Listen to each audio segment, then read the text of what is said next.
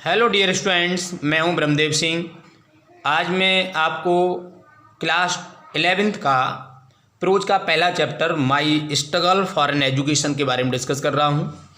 Summary बताऊंगा, important keywords आपको बताऊंगा, इंपॉर्टेंट इसके जो वर्ड्स हैं मीनिंग वो आपको बताऊंगा, और समरी में आपको ठीक से लाइन बाई लाइन समझाऊंगा।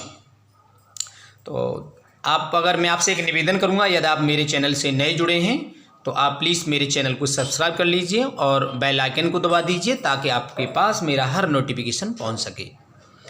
देखिए, मैं टाइम बिना बर्बाद किए हुए मैं आपके चैप्टर को शुरू करता हूं। देखिए, पहले कीवर्ड्स देखते हैं हम। माइन कोयले की खान होती है, ठीक है। ओवर हियर सुनना होता है। प्रिटेंशियस शानदार होता है, सुंदर ब्यूटीफुल अट्रैक्टिव। डिस्क्राइबिंग नरेटिंग होता है, बर्डन करने से मतलब होता है। एम्बिशन महत्वाकांक्षा होती है, बहुत ज़्यादा गंभीर डिज़ायर होती है, गहन इच्छा। वाइल्ड गुचेस होता है ऐसा कार्य, इंपॉर्टेंट वर्ड है वाइल्ड गुचेस आपके लिए, ये आपके एग्जाम में मुहावरे में पूछ लिया जाता है, एडम्स में पूछ लिया जाता है। फ्रूटलेस वर्क है ना, फ्रूटलेस एफर्ट, अप्रत्याशित कार्य, ऐसा कार्य जिसमें सफलता असफलता दोनों मतलब दोनों प्रकार की आशाएं हों। कंसेंट मीन्स अनुमति, परमिशन। और चीप सैचल माने, चीप माने सस्ता, सैचल माने बैग मतलब छोटा सा बैग, सस्ता बैग। बैगन माने घोड़ा गाड़ी होती है, तांगा होते हैं। माइजरी विपत्ति होती है, समस्या होती है ना, कष्ट होते हैं, पेन्स लगा सकते हैं यहाँ पर, समस्याएं डिफिकल्टीज। लोजिंग प्लेस फॉर स्टेइंग, ठहरने का स्थान होता है। एग्जॉस्टेड थका हुआ होता है। कंसीडरेबली वन होता है पर्याप्त मात्रा में, है ना, एनफ। एलिवेटेड मान होता है रेज्ड उठा हुआ। कार्गो मान होता है goods carried by A ship, ऐसा सामान जो जहाज के द्वारा ले जाया जाता है। और कंसेंटेड देखो फिर हो गया, कंसेंटेड पीछे भी आई, कंसेंटेड फिर आ गया, सहमत हो गई या अनुमति दे दी। वैक्स मान होता है मजदूरी, है ना। और अकरेंस मान होता है घटना, इवेंट। और असाइनमेंट होता है अलॉटमेंट, ठीक है ना, आवंटन। लिंगर मान होता है ठहरे रहना, रुके रहना, डटे रहना। एडजॉइनिंग मान होता है पड़ोस का, नियर बाई या नेक्स्ट। रेसिटेशन रूम होता है रिसाइटिंग रूम, स्वर पाठ का या संगीत का कमरा। ब्रूम माने झाड़ू होती है। और सेवरल माने मैनी होते हैं, सेवरल मीन्स अनेक। तो ये आपके इंपॉर्टेंट वर्ड्स मैंने आपको डिस्कस कर दिए। अब लेते हैं हम, चलते हैं इसकी आपके पास चैप्टर। देखिए मेरे पास बुक रखी है और बुक में देखिएगा माई स्ट्रगल फॉर एन एजुकेशन लिखा है ब्रूकर टी वाशिंगटन। ये बहुत ही बायोग्राफिस्ट, बहुत फेमस बायोग्राफिस्ट माने जाते हैं और बायोग्राफी के क्षेत्र में इनका नाम है। इन्होंने अपने बारे में अपनी बायोग्राफी बहुत लिखी हैं जो इमिनेंट, इन्हें काफ़ी फेमस कर दिया इनकी बायोग्राफियों ने। देखिएगा इसमें क्या है, एक लेखक किसी एक कोयले की खान में काम करते थे, और जब कोयले की खान में काम करते तो उसी समय उन्होंने किन्हीं व्यक्तियों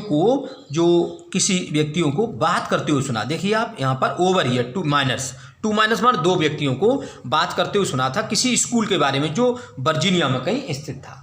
लेखक को स्कूल के बारे में सुनकर के ऐसा लगा ये स्कूल जमीन पर बहुत अच्छा होना चाहिए, बहुत ग्रेट होना चाहिए, है ना, एनी काइंड स्कूल और कॉलेज। पहली बार उन्होंने किसी स्कूल और कॉलेज के बारे में सुना था, और ये स्कूल जो है लिटिल कलर्ड स्कूल के मतलब जो है लोगों के लिए था, और ये बहुत अच्छा प्रिटेंशियस स्कूल था, यह बहुत ज़्यादा अच्छा स्कूल था।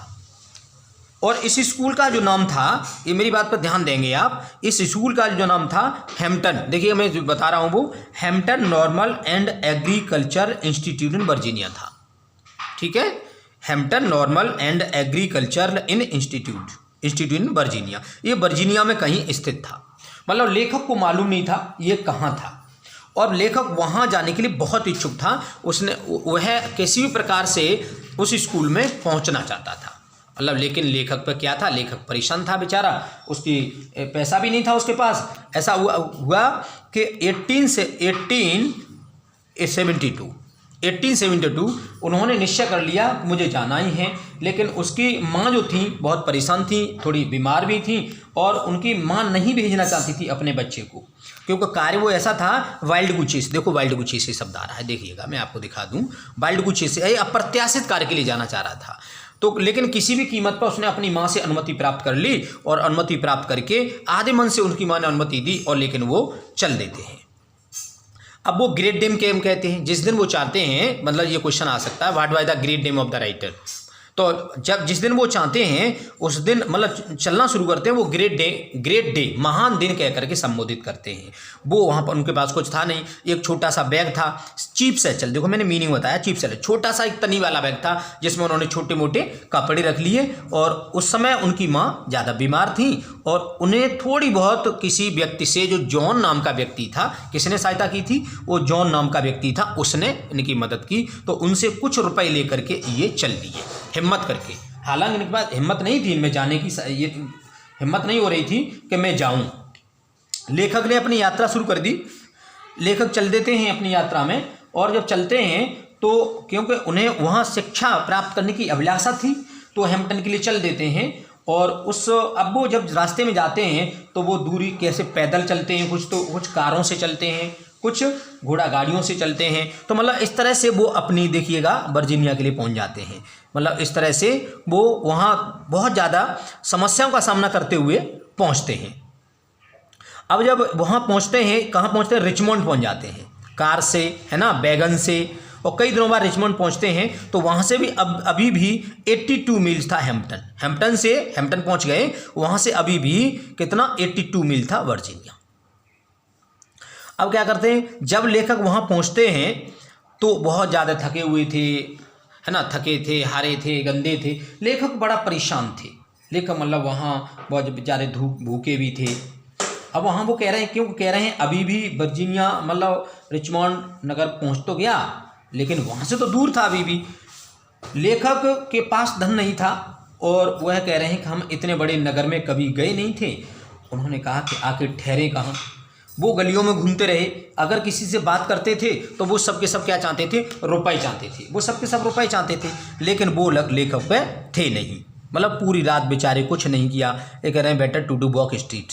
वो अगर वो किसी से पूछते तो वो सब के सब रुपए चाहते थे। वो ज़मीन पर ही लेट गए, देखो, और पासरबाई कुर्सी, और वो ज़मीन पर ही लेट जाते हैं, किसके लिए, और वो तो सोचते हैं शायद कोई ना कोई हमें देख लेगा। तो अपने जो बैग था उनका वो उन्होंने अपना एक पिलो के रूप में, तकिया के रूप में लगा लिया और वहीं पर सो जाते हैं। लेकिन रात भर वो सो नहीं पाते हैं। रात भर क्या होता है, पैरों की आवाज़ उन्हें सुनाई देती रहती है और वो सो नहीं पाते हैं। सुबह जब जागते हैं तो कहते हैं कि मैंने देखा कि मैं एक बहुत बड़े जलयान के पास था।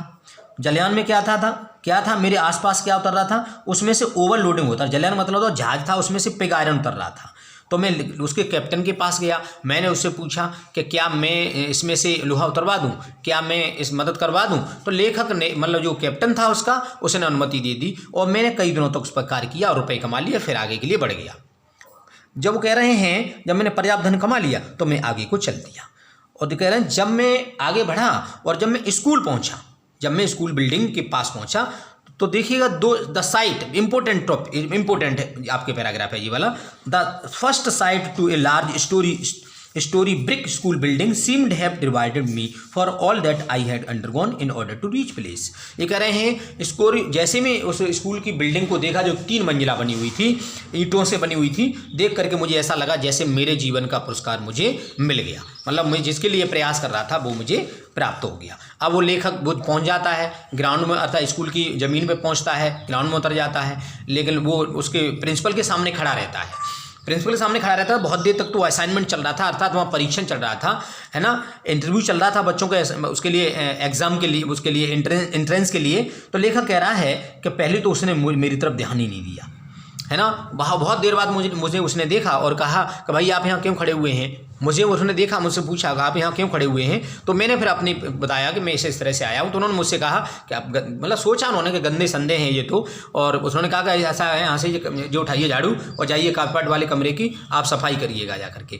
तो उन्होंने संगीत रूम की मुझे जा करके झाड़ू उठाया मैंने और संगीत रूम की जाकर सफाई करने लगा। मैंने इतनी बढ़िया तरीक़ा से सफाई की, मतलब कई बार मैंने सफाई की। मैंने टेबल को साफ़ किया, बेंच को साफ़ किया, है ना, डेस्क को साफ़ किया, दीवारों को साफ़ किया, अलमारियों को साफ़ किया और दीवारों को तक साफ़ किया, मतलब सब हर चीज़ को कई बार मैं फिर डस्टिंग क्लॉथ लिया, इतना अच्छी तरह साफ़ किया। फिर मैंने प्रिंसिपल को बुलाया, है ना, तब मैंने reported to the head teacher principal. वो यांकी महिला थी, है ना, यांकी स्टेट की रहने वाली थी। तो आई, उसने देखा कि अच्छी तरह से उन्होंने सब इंस्पेक्शन किया। जब इंस्पेक्शन में उन्होंने देखा कि इंस्पेक्शन में कुछ नहीं मिल रहा है, कहीं धूल का कोई कण नहीं है, तब फिर अंत में महिला ने, उस प्रिंसिपल ने कह दिया कि देखो यहाँ कहा है आई गेस, मेरा अनुमान है, you will do to enter this institution. Enter के बाद कभी प्रीपोजिशन नहीं आता, इन नहीं लगा, देखो यहाँ पर। तो आपका इस संस्था में प्रवेश हो जाएगा। कौन सी संस्था का नाम क्या था? Hampton normal and agricultural institute Virginia. तो वो कह रहा है कि मैं इतना खुश था, I was one of the happiest on the earth. ये भी इंपॉर्टेंट है पैसेज आपका, ये इंपॉर्टेंट है बहुत ज़्यादा, ठीक है। मैं सबसे प्रसन्न व्यक्ति था, और एक इंपॉर्टेंट आपका पैसेज ये वाला है। यहाँ से पूरा ही पैसे दे देते हैं, तो आप निशान लगा लेना। एक तो इंपॉर्टेंट मैंने आपको ये बता दिया, एक तो इंपॉर्टेंट ये बता दिया, ध्यान निशान लगा लेंगे आप। एक इंपॉर्टेंट आपका ये हो गया यहाँ से लेकर के यहाँ तक, और एक इंपॉर्टेंट फाइनली वाला ए, फाइनली डेट ग्रेट डे केम, ये भी आ जाता है। और कभी कभार ये भी दे देते हैं, ये है ना, ये थोड़ा सा फट गया है। इन द फॉल ऑफ, यहाँ लिखा है इन द फॉल ऑफ 1872, तो ये वाला इंपॉर्टेंट है यहाँ से, ये ज़्यादा इंपॉर्टेंट है ये वाला, ठीक है। ये इंपॉर्टेंट है, वेरी वेरी इंपॉर्टेंट ये वाला है, वेरी वेरी इंपॉर्टेंट यहाँ से लेकर के यहाँ तक है।